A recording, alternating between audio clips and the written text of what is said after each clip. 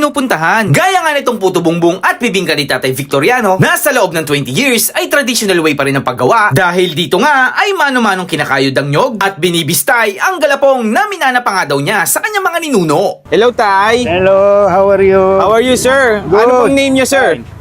Ang pangalan ko ay Victoriano Esguera Alonso. Sir, gaano nakatagal tong ano niyo dito, puto bumbong?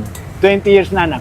Sir, balita ko yung puto bumbong nyo dito, walang binago, traditional way pa rin, yung mga sinauna. Oo, yung sinauna pa rin. Oo, kaya pala, Walang pagbabago. yun ang hinahanap-hanap ng mga customer nyo, no? Kaya talagang binabalik-balikan kayo dito, no? Gano'n naman po?